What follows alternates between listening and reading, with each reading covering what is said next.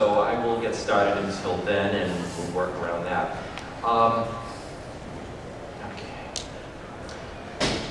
Okay.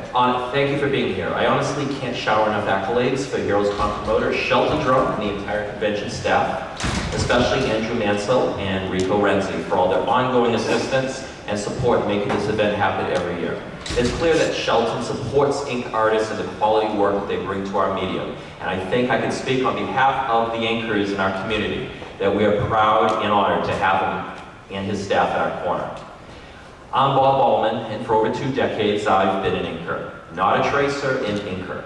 I formed the official nonprofit Inkwell Awards in 2008, and it remains, as far as I know, the sole advocacy that exists to promote the art form of comic book inking, to educate the public as to what we do, and to recognize the finest talent in our field. Each year, I briefly describe why we exist and how it came about, because I know that many of you aren't familiar with the specifics. For those who already are, feel free to take a short nap, I suppose, but better yet, study the inking in the convention program. Inkers and comic book inking began in the early 20th century as a way to expedite production, since the quality of printing wasn't yet adequate to reproduce pencil drawings without ink. But it's all come a long way. Creator credits in the golden age of the 30s through the 50s were rare across the board. Gradually, most writers and pencilers would receive interior production credits beginning early in the Silver Age. Inkers, however, waited longer. No one used to grow up wanting to be an inker. Most fell into it because they were fast or skilled at it. But over time, inkers refined the craft as paper and printing quality improved. Inkers were no longer nameless studio help, but artists unto themselves. Fans began to notice and recognize them, especially those that enhanced the artwork better than others. Respect, recognition, and credit were eventually and justifiably received in the community as the Bronze Age wore on in the 70s through the 80s. In fact, by the late 80s, artists were entering the industry with the goal to be inkers. Sadly, some of this began to fade over a decade ago. Some publishers, through changing policies and procedures, dropped the status of ink artists to a couple of notches in the scheme of things, and we noticed. We inkers had already had enough against us with people not quite understanding what it was that we did. Since the craft was created solely within the comic book industry, there was no reference point for outsiders to fully grasp. But by removing our names and credits for some collection covers, solicitations, and other areas that once brought us to recognition, we effectively regressed in the art form by decades. Digital technology brought new ways to simulate, albeit poorly, what we do for the sake of cost-cutting and expediency. Ironic, since inking was initially created for expediency. Truth is, inking had developed into an art form over time, bringing aesthetic quality and storytelling enhancement to sequential art. This couldn't be accomplished with just software and a mouse. Darkening line weights is not a substitute for a brush or pen, even digital ones. But by having us out of sight, out of mind, who would notice the change?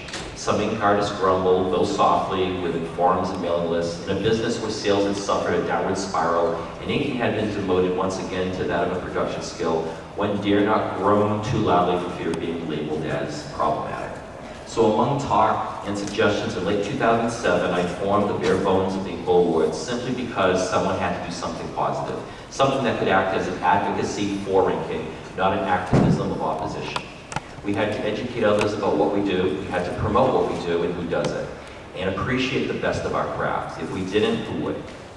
This formed our mission. We created a website, inkwellawards.com, to be the ultimate resource for all things inking, including an exclusive and expansive online inker database. We added things like the compliments program, so the Hall of Fame award recipients such as Joe Sinnott and Terry Austin, for example, can continue to receive hardcover collections of their work from our supportive retailer affiliates. And we published more, like this annual awards presentation, in order to recognize and reward the finest inkers of yesterday and today. All research and nominated by a separate and independent nomination committee. No longer out of sight, out of mind, our efforts will hopefully lead to a better status of recognition. For those who weren't with us last year, we publicly requested the prestigious Eisner Awards, our industry's comparable Academy Awards, to please consider returning the Best Inker category to their annual ballot. I did so because by removing it, what they said was a lack of clarity on what it is that we do. They did us more of a disservice and disrespect by combining ink artists into a category titled Best Penciler Inker or Best Penciler Inker Team, which removes the distinction of our specialty and comes across to me like inkers are unworthy of a category. Though nothing came of that request, I'll repeat it every year if necessary. It is my hope that grassroots support from you, the fans, and the community can and will affect change for the better. Please let them know politely via social media. We will gladly try to work with them on this if they're open to the suggestion. I want to thank Mark and Joe Sinnott for all they've done for us every year since the get-go. Regarding Joe, besides a Hall of Fame namesake and special ambassador status, the Joe Sinnott Inking Challenge was created as a way to educate by having inkers, both experienced vets and new talents alike, volunteer to ink a type or loose sketch by Joe on blue line, thus showing efforts before and after, emphasizing what the inker contributes to the overall artwork for your average person. We have subsequently collected all challenge art annually into a book. The original ink art is auctioned off. In the first 2 years, events brought in 500 plus and 700 plus respectively for fundraising. I'd like to proudly announce that not only has the quantity of contributors increased, but word has gotten out for what we're doing. But after raising the phenomenal amount of $2,500 last year, our recent fourth challenge exceeded that with a total of over $2,800. And just prior to that, we raised almost $500 for ink artists in need, Jim Sanders III, with thanks to our Inkwell friend, author and advocate Clifford Meth. This season, 2 exceptional former committee members enthusiastically returned to the Inkwell family as senior contributors, Stacy Aragon for fundraising and inker resources and Bob Shaw for accounting. And we promoted longtime contributors Ray Burke, Alan Bergstrom to senior contributor status, as well as contributors Noel Rosenthal for website maintenance and Red Starlo Media publisher Enrica Jang as new editor of our ongoing book program. Inker J.L. Straw joined our team as representative of our first subsidiary group, the Inkers Challenge on DeviantArt.com. As one of the largest online artist communities and social networks with over 25 million members reported as of last year, this additional exposure is truly an exciting opportunity for us. The largest assortment of Inkwell members and associates collects only at HeroesCon. This year being no exception, with ambassadors Cully Hamner, J. David Spurlock, and Mike McCollum, contributors Jay Lyston, Dan Panosian, and Randy Green. And of course, we have our committee members in attendance, including Assistant Director Mike Keller on video. Eric Corpy will be acting as auctioneer. Also present at this show are former committee member artists such as Tim Townsend. Is Tim here? Yes, not. And Nathan Mazingill. Lastly, let's thank this year's 2 Ms. Inkwell spokesmodels, who've been presiding over our table in Artist Alley and acting as ceremony hostesses, Anna White and Laura Beal, and to our various volunteers on the floor. Here's our Ms. Inkwells. To all those mentioned, your hard work, support, and dedication throughout yet another year is appreciated and never taken for granted. Lest anyone think I do this for the riches, let me emphasize that we do not accept salaries in this official 501c3 nonprofit organization. All funds go towards our various operational, promotional, program, and philanthropic expenses. So I extend considerable gratitude towards our generous donors for all their essential fundraising efforts which allow us to exist and operate. Speaking of philanthropic expenses, our highlight is the Dave Simons Inkwell Memorial Scholarship Fund awarded every year to a student at the Joe Cooper School. Dave Simons was an ink artist as well as a close friend to fellow committee members Bob Shaw and Danny Best. Dave was also on the committee for a short time until he succumbed to a long illness in June of 2009. The scholarship fund was created in Dave's name with his sister Betty's approval. Last month, the Cooper School announced the 5th recipient of the fund. For years, I wanted us to have a physical presence at the school, and for the first time this year, I was able to give committee member Eric Corpy the role of Dave Simons' scholarship fundraiser. He made the trip to Dover, New Jersey to attend their scholarship ceremony last month to say a few words and personally pass on the donation to its latest recipient. In a recent statement, Betty Simons said the following: "Most sincere congratulations to the 5th annual Dave Simons Inkwell Memorial Scholarship recipient," and you're going to have to help me with this name because I forgot to ask you earlier. Just call her Icy. How do you say your first name? You don't know? Icy. Okay, Icy? Icy Sinav? Yes. Okay, my apologies in case she sees this. This continues to be an exciting event. With dedication, hard work, and the support of the Inkwell Committee, volunteers, and gracious contributors, they have made yet another scholarship presentation on behalf of my brother Dave. I'm certain that Dave would be proud knowing that such promising young talent has the opportunity to attend the Joe Cooper School with a scholarship that has been presented in his memory. Thanks to everyone who has made this possible again this year, I wish Ms. Sine nothing but success in her art career. Betty Simons Rock. Genuine thanks go to Betty, Mike Chen, Carol Thomas, Teresa Cooper, everyone else at the Cooper School, to anchor Mark Farmer, who alone helped us raise over $800 this year, and to anonymous donors to this year's fund. You know who you are. Before I hand you over to our presenter for reading the ballot nominations, is Dexter even here? Oh, okay, there he is. Woo. All right. All right, we have 3 special recognition awards to pronounce quickly. It's very challenging to get volunteers every year for our separate and independent nomination committee, so we added an incentive in 2012. For those members serving for 5 years, we offer one of our special Silver Inkwell trophies. Our 2014 recipient of the Silver Inkwell for 5 years of nomination committee service is Marble Universe handbook writer Mike Hoskin. He's not here today, but I will be sure to ship his trophy to him, hopefully in one piece. This is what they look like. The other recipient was former contributor for 2 months in 2011 and core committee member of our team from 2011 to 2013. Sarah L. Covert was incidentally the first and only member to request membership via LinkedIn instead of being sought out. While she handled our social networks and other duties for a time, she will most notably be remembered for her work as our self-labeled, what? Techno Queen. After our new WordPress site was established and left incomplete by a former committee member who soon departed, Sarah helped me turn that basic template into something to be proud of. So like many core committee members before her who retired in good standing, we present the Silver Inkwell to her and her exceptional performance. Sarah?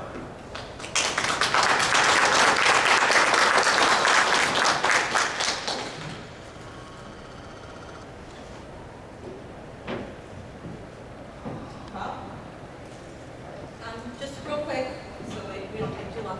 I just want to say this was a great experience for me. I highly recommend anybody in the room that has any skills. They always need volunteers. It was a great experience. Everybody was wonderful to work with, and I still support inking like full bore. Go Inkers, right?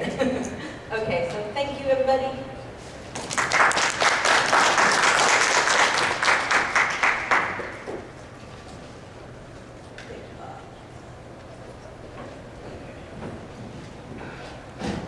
Just realized Bill was here. I know he's hiding back there. So I have one final special recognition recipient to mention. I will let Bill have the floor or the table.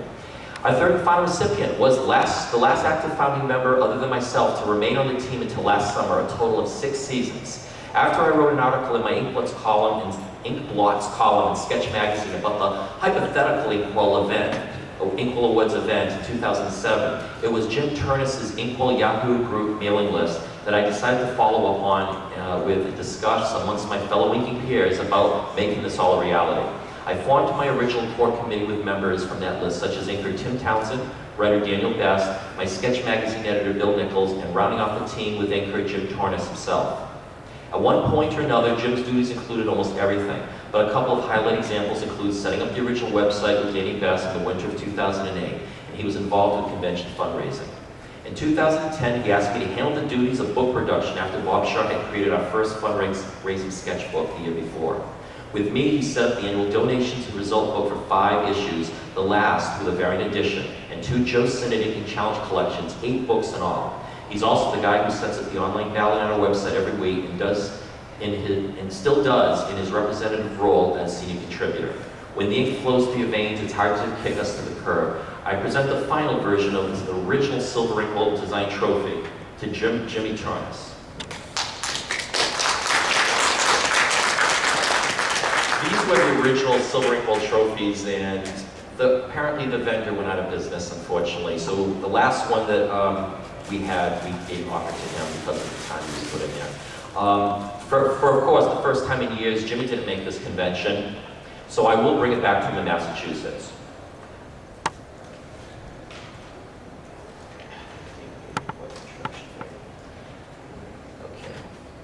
Bill Sienkiewicz is an Eisner-winning, Emmy-nominated artist who, after breaking into comics with Moon Knight and New Mutants, became best known for revamping the style of comics and graphic novel illustrations from 1980 onward, most notably with Marvel Comics' Elektra Assassin and his acclaimed graphic novel Stray Toasters, earning him an international reputation and cult status across various media industries.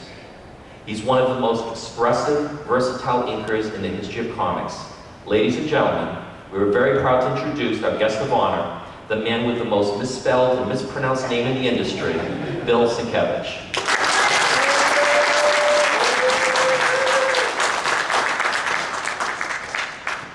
Thank you, Bob. Thanks, everybody, for being here. God, this is gorgeous. Yeah, Bob sort of hit, it's interesting because Bob gave an incredible sort of history and pretty much took everything I was going to say. So thank you very much.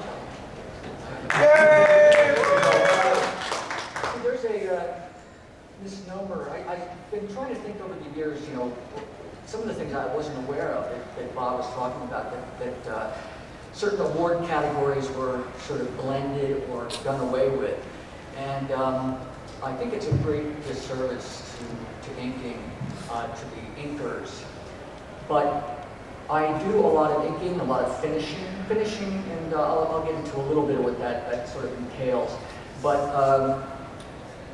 I have a little bit of an ambivalent feeling about the whole concept, because on one hand, I'm very proud of being an inker and a finisher. On the other hand, there's a part of me that feels that the demarcation or the categorization is almost a misnomer, because I sort of view it as not a separate talent or something that's put into a category where in the industrial kind of capacity with like Ford Motor Company, where this person puts in the engine and you put in the windshield and it's an assembly line. I think there's been a way that business has sort of proceeded where pencilers would do the work, or breakdown artists, and inkers were brought in. The inkers were pretty much the people who built the chassis, you know, or put the finishing touches on it. So I view it as drawing with ink. It's another ability and part of the fluidity to divide it and separate it in terms of a business category that I think does actually, in some respects, a disservice to the artistry that inkers actually bring to the work. At the same time, I also understand that in order for people to understand that inkers are not just as Chasing Amy, you know, so perfectly pointed out, they're not just tracers. I think that some of the misnomers, that come up, or the misconceptions, have to do with the fact that a writer writes, and the penciler plots out all of the visual images and the progression, the plot line, storytelling, and story beats. And in a lot of respects, the inker, the finisher, and colorist are usually the most undervalued in some ways, but yet they are, by all possible stretches, what the reader's eyes take in. So how a piece is inked. You can take something that's beautifully drawn and horribly inked, and it will really fall apart. You can take something that's expressively inked or beautifully rendered, and that's what people will take in, especially if it's colored well. There's a real beauty that goes into the category and to the challenge of actually bringing more to what is there. So I'm basically letting you know that I'm actually speaking from literally out of both sides of my mouth right now, and I do it with the part of me. I can't say that the tongue is in my cheek because I don't have a split. It's not divided. It's not a forked tongue. So I'm actually trying to really be clear that I love the ability and the chances I've been given over the years to actually work over some of the most amazing talents in the comic book industry. And one of the reasons I happen to love inking so much and finishing is that having my own style is a something I think we all as artists or writers or any career endeavor strive for is a level of identity. And in some respects, a lot of what we do is it's very isolating, and it's isolated from other people and other people who are doing the work that we see every day. And I think that the idea that inking is one of those interesting kind of collaborative things that is a gift, and where it enables the person who's doing the work in the ink to sort of walk in the shoes of that penciler. It's a fascinating way to see how the penciler puts things down or sees things. And the difference with most pencilers and inkers in terms of how people are viewed is that inkers are viewed as sort of more along the lines of technicians. And that's another great disservice to people who do the work. Because there's an artistry to it, and there are multiple levels of ability. And a lot of times, inkers would be someone who could actually put down ink, and who possibly couldn't render or draw as well as, say, someone else could. So their limitations would show up in the final project. And other times, they would sort of middle out, sort of smooth out the edges of the penciler's abilities. And other times, when you have someone who knows what they're doing in every way, in terms of artistry and rendering in pen and ink, values, and all of the things that sort of go into the act of drawing, you end up with magic and something that is really more than the sum of its parts. You can take a penciler who does beautiful inking on his own right, and then you put them with an inker who adds something else entirely, and you put them together, and you end up with a version of Lennon and McCartney, or Hall and Oates, or Simon and Garfunkel, or Miles Davis and Earl Garner. But I think that I so applaud what Bob and everyone at the Inkwell Awards do.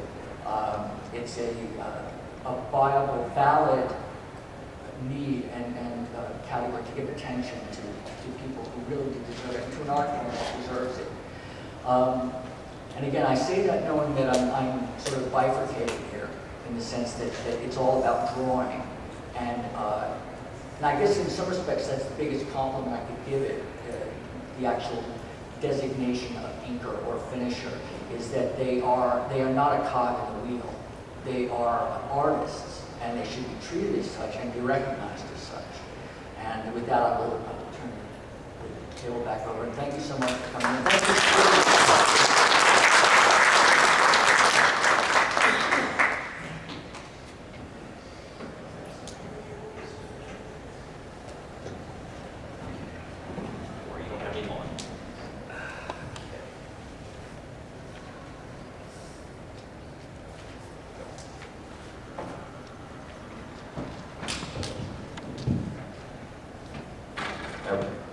I now present to you one of our esteemed presenters. Inkers of such projects as Superman, Batman, Amazing X-Men, Civil War, and Wolverine, Old Man Logan, Dexter Buttons.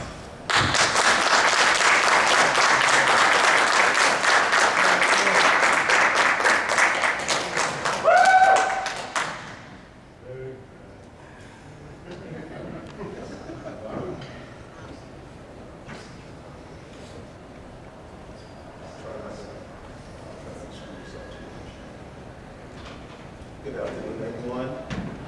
Hail Hydra. All right, our first category, favorite inker. All right. I should be over here. But anyway, I digress.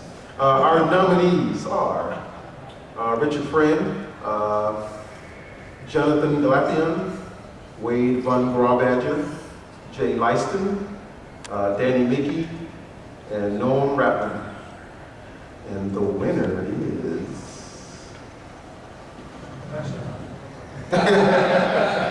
Noam Ratman.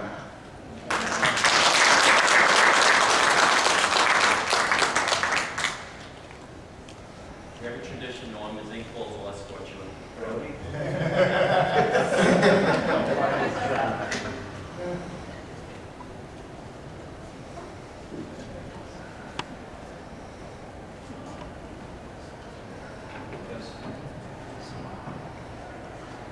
You switch.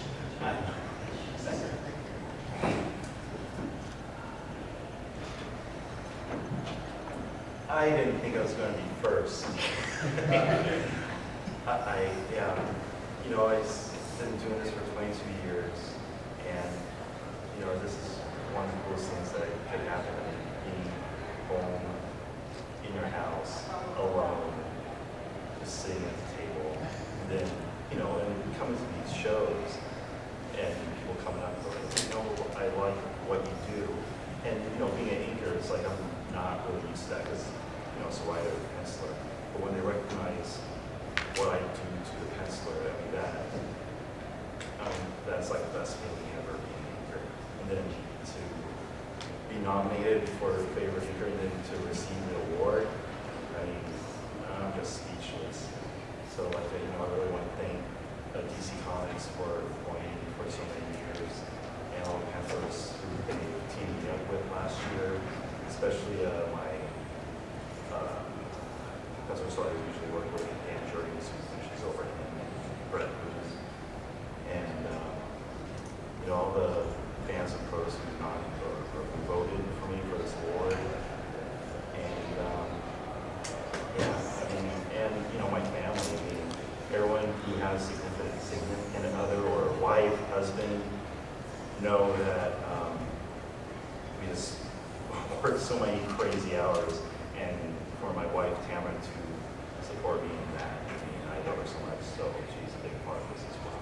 So thank you, Inkwell, thank you, Bob, and Dexter, and so thank you very much.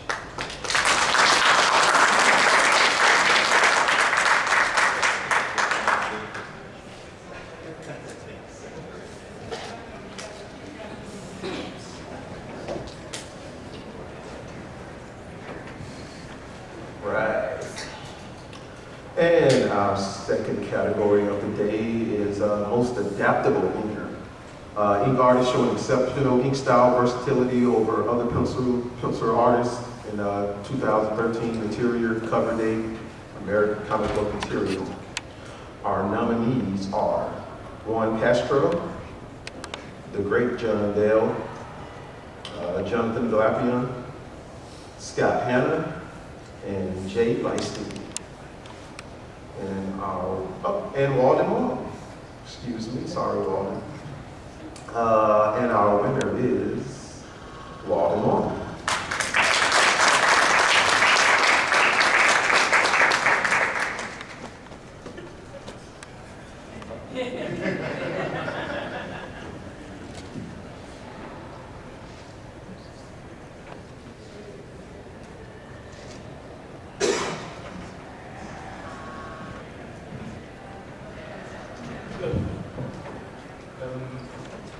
I wrote a speech. I'm so nervous to read it. Okay. Thank you. As an inker, I will always approach each penciler's work differently, either with brushes, quills, microns, technical pins, or different combination of techniques for each penciler. My goal is to make each penciler style stand out for the work and not paying attention to myself. When nobody notices that I was there in the art, then my work was done correctly. To be noticed in the shadows is most humbling. So I thank you for this award, and thank you everyone who voted.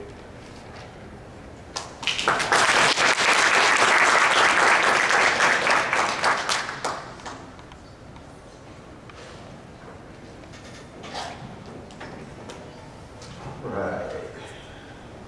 Our third category of the day is the Props Award. And this award is for ink artists deserving of more attention of their work over other pencilers for 2013 cover dated American comic book material. Our nominees are, again, Juan Castro, Richard Friend, Scott Hanna, Mark Irwin, Bob Smith, and Walden Wong.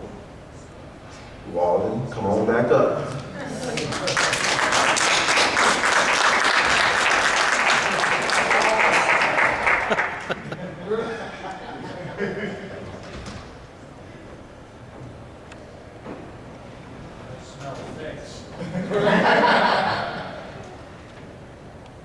Right? Okay. Thank you. I basically sit behind a table and trust me, don't. I had to write a speech. It took me months to do this. I didn't know what to write. But then I finally narrowed it down to, I basically sit behind a table in the studio 80 pages. When I found out I was nominated for an Inkwell Award, I was flattered. At that point, it didn't matter to me if I won or not. Just being nominated alone was something I could never have imagined. I looked at the list of nominees in the same category as I was flabbergasted. Every nominee were all artists that I admire and looked up to. I still feel like I'm new at this inking business. I have so much to learn and will continue to grow. Thank you everyone who voted.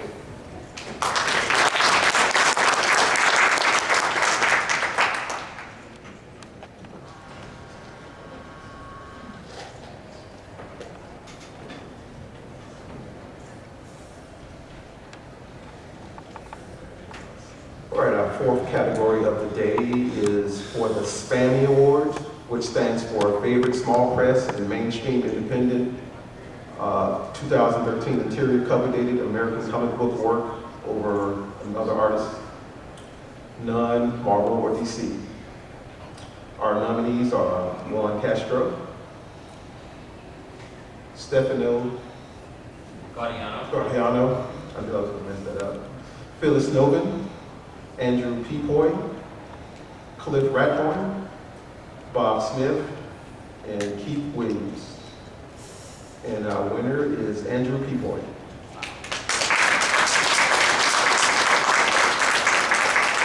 Andrew cannot be here today to accept this award. He's in a convention in Germany. When you wins, it doesn't show up. So.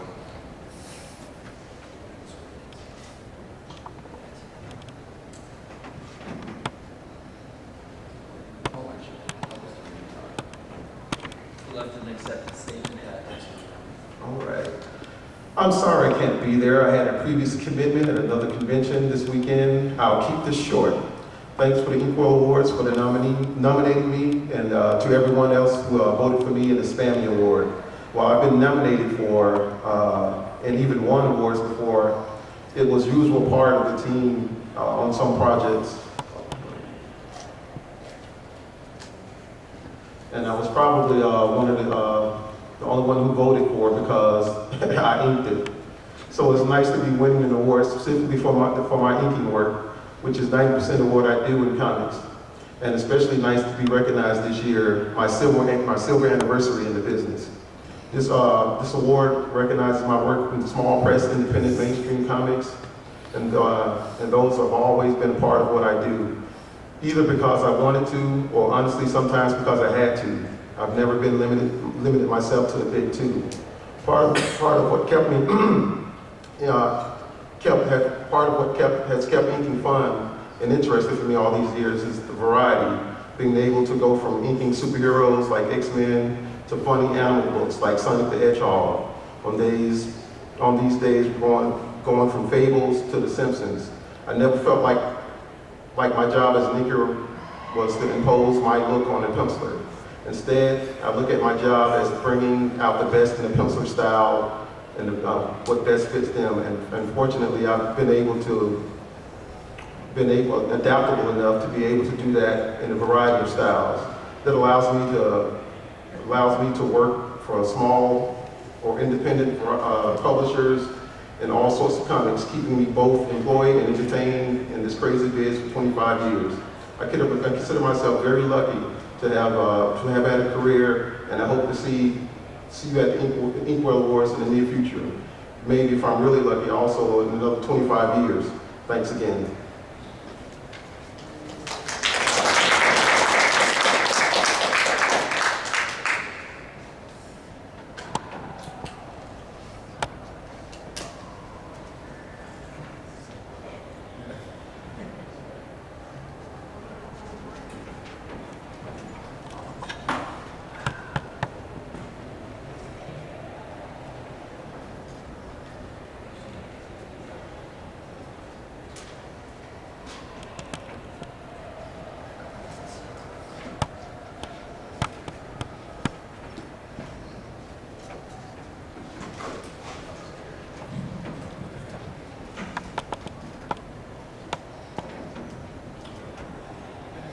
Our fifth category of the day is the All-in-One Award for favorite artist known for inking his or her own pencil for 2013 Interior Cover Dated American Comic Book Material. Our nominees are Francisco Francavilla, Stan Sakai, Chris Stanny, Fiona Staples, and J.H. Williams. And our winner is Stan Sakai. Stan couldn't be here today to accept the award. His wife is very sick, but he made the following statement. Thank you, Inkwell Award. It's a great honor. As a self-inker, my pencils tend to be very vague, and most of the art is done in the inking stage. It's great to have that work recognized. Our sixth category is the Joe Sennett Hall of Fame Award. The Hall of Fame is designation for an inker's career in American comics for outstanding accomplishment, lifetime achievement, 25 years minimum. Two winners chosen annually. Since 2013, the award categories have been dedicated. Oh, decided. Say, just don't forget. Yeah. Oh my goodness. Since 2013, the awards categories have been decided internally by the Inkwell Awards Hall of Fame Nomination Committee. For those nominees, 2 awards specifics have been chosen. The nominees were Dan Atkins, Violet Barkley, aka Valerie Smith, John Beatty, Todd Bazinga. Sorry, Tony, here. Frank Giacoa, Bob McLeod, Tom Palmer, Mike Royer, and Joseph Rubenstein. Yep. Joe Simon and the great Bernie Wrightson. And now to present our first Joe Sennett Hall of Fame recipient, the senior acquiring editor, Titan Books, the editor Joe Sennett, and Kirby Library, Steve Sapp.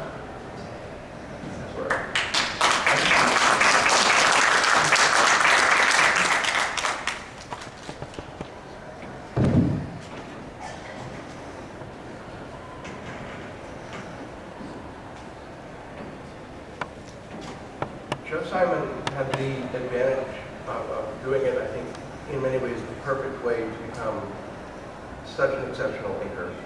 He started doing artwork when he was in high school, and right outside of high school, he had to get a job to help support his family during the Depression. So he got a job on a newspaper, and he started doing photo retouching using an airbrush. All along the way, during his newspaper career, Joe was doing cartooning, he was doing illustrations for fiction, he was doing design and layout, he was doing journalism. He was doing a lot of sports cartoons, but some political cartoons as well. And he was learning how to use the brush, how to use the pen, how to use the airbrush, how to do very simple cartoon lines, how to do really elaborate brush lines. And he would do this learning it on the fly, every bit of it. So that in 1939, when an editor in an art director, at a commercial art house suggested he go to talk to a guy named Lloyd Jacquet, because there was this new thing coming in called comics. He went over there and he was handed an assignment immediately. The difference was that now he had to write pencil, ink, and letter comic books with nobody really to model it after. Comics were about a year old in terms of brand new comic book material. He walked away, came back with an 11-page story, sold it immediately, and that launched one of the longest careers, more than 70 years, in comic books. He really became famed, I think, when he joined up with Jack Kirby. He found Jack Kirby in the Fox Comics bullpen, and Jack was very interested that Joe had his sideline of doing commercial art and stories freelance. So the Simon Kirby team was born, and they spent decades really teaching us all how it was done. Joe had a little bit of a competition going, particularly with a guy named Mort Meskin, because they wanted to see who was the best at using a loaded brush. So that was probably only paralleled by the competition between Lou Fine and Will Eisner, who could do the finest line. I think probably Joe and Mort were a little easier on the printers. But it was just phenomenal what Joe could do, and all of it was by learning from people who were doing it, learning by doing, and learning everything new that you needed to do. So I'm really proud to have known Joe. I was proud to have called him my friend. I was proud to have seen him work. And I thank you so much on behalf of the Simon family, because Joe is, I think, truly deserving of this award. Thank you very much.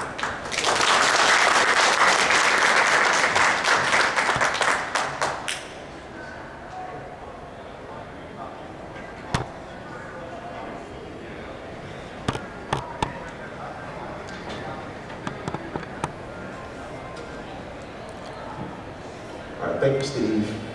And now to present our second Gilson Hall of Fame award recipient, an Eisner Award nominated comic book artist, writer, known for his works on books such as JLA, Amazing Spider-Man, Silver Surfer, Hulk, Daredevil, Captain America, and many more titles. His latest project includes Thor, God of Thunder, Uncanny X-Force, Ultimate Captain America, Scar, Son of Hulk, Wolverine, Weapon X, and more.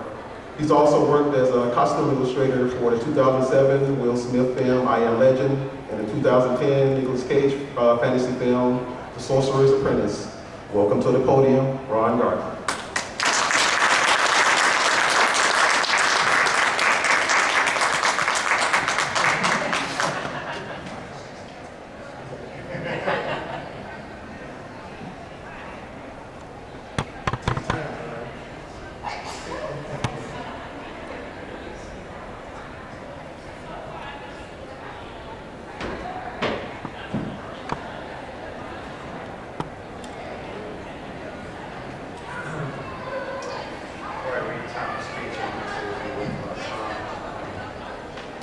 I met him back when I started my career in 1989 at a Marvel party in New York City.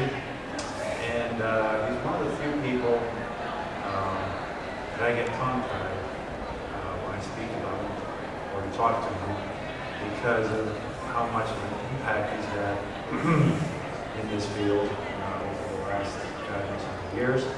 He won't tell you himself how many years he's been in it, but it's been a long time. He's, in the course of the years I've been in for 25 years, he's become one of my closest friends.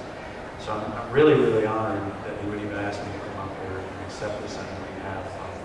Back in the 70s, I remember reading Inkwell and Dracula, and I pulled out this particular page that always stuck out in my head. Dracula comes into this gym, this bodybuilder's lifting his weights, it's 200 pounds on the weights, and the bodybuilder that's in Dracula's face is, I'm going to kick your butt. He throws the 200-pound barbell at Dracula, and Dracula catches it with one hand and tosses it to the wall and proceeds to kill the bodybuilder. But little did I know that at that time I wasn't knowledgeable about all the people who worked in it, but I was just struck by the impact of the beautiful black and white page itself, and then the organic strokes, because I was a young artist myself. And it turned out it was one of Tom's pages. He had actually, just by accident, I asked him if I could ever get a page from him, and he just, this is not, there's no lie, he sent me that page having no idea that that page had such an impact on me in the 70s. That particular just pulled it at random and sent it. So you can imagine what an honor it was to get that. And, Tom is, for all of his abilities in art, and he's a great painter, and he's a great colorist. Not just, I mean, obviously, it shows in his ink work and his, the organic, lush way he has with the brush, and the ability to elevate anybody he works over. But that said, he's even more of a wonderful person. He's true gold all the way to the soul. And that said, a reading from the Book of Poems. I want to express my gratitude to the Inkwell membership and staff, along with the many fans who voted for me this year. I sincerely appreciate the recognition the Joe Sinnott Hall of Fame Award. It is indeed an honor receiving such a prestigious award. Having the name of one of my heroes attached to it only makes it much more rewarding. Working with so many talented people over the years has made my contribution not only easy, but very satisfying. I still look forward to that next assignment as if it were my first. Thanks to you all. Sincerely, Tom Palmer.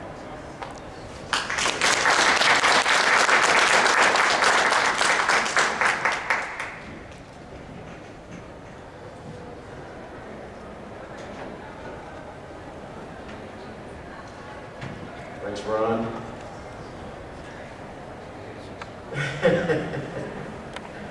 Okay, Hall of Fame namesake Joe Sinnott made the following statement. I couldn't have been more pleased to learn that that we have elected Joe Sinnott and Tom Palmer as our selection for the 2014 Inkwell Hall of Fame.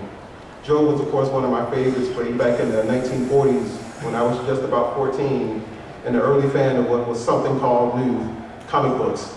Joe really enhanced Kyrie's pencils, whether it was on Boy Commandos, Captain America, or even the great romance books they did. I only regret that Joe, who passed away in 2011, won't be here to accept a well-deserved award. As for Tom Palmer, I can only say enough about him. We all know what a great artist he was in his own right, and someone who I wanted to ink my own pencils if I was still penciling. Like all great inkers, he not only pleases the penciler, but he makes their great work even better. Maybe lose my spot, Ron.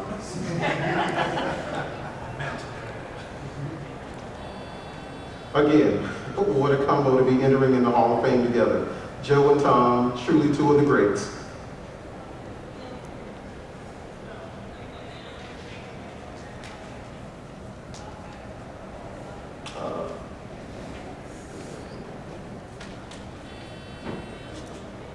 Joe Sinnott. Joe Sinnott made to 2014. Can we please have a round of applause for our winners?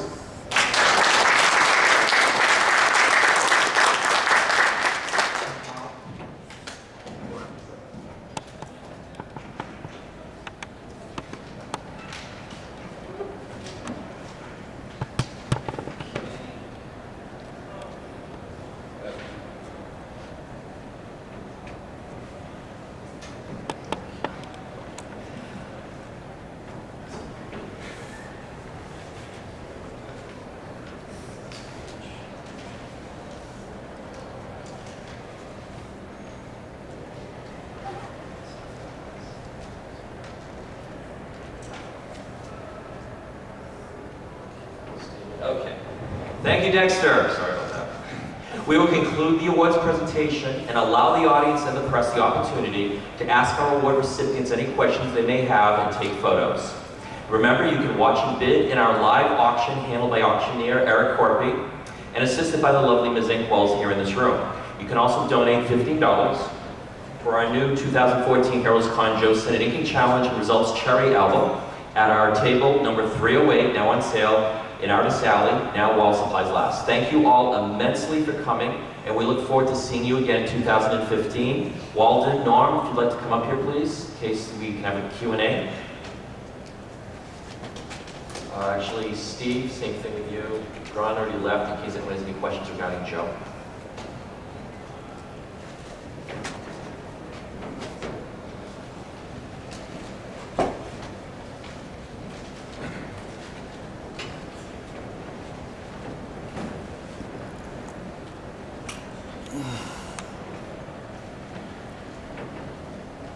Do you have any questions? Yes. This is for Steve. What do you think of Joe's taking over Kirby's pencils? Where do you think that thinking ranks in all of the years of Kirby's? Well, I'm prejudiced in that one because it's going to be my favorite. He did an extraordinary job of bringing organic work to Jack's pencils. And what was also fascinating was the seamlessness of the Simon and Kirby team, because they decided from the beginning that when there was a Simon and Kirby collaboration, whichever of them was doing any of the pencils, whichever of them was doing the inks, they wanted it to be seamless so that people were simply enjoying the story. And I think that really showed in the pure quality of the work. But Joe also hired a lot of other inkers to work for him as the head of the Simon and Kirby studio. And Joe got along very well with the writers and artists because Joe himself could do all of those things. They had a little extra respect. He wasn't just somebody hiring them, he was somebody working with them.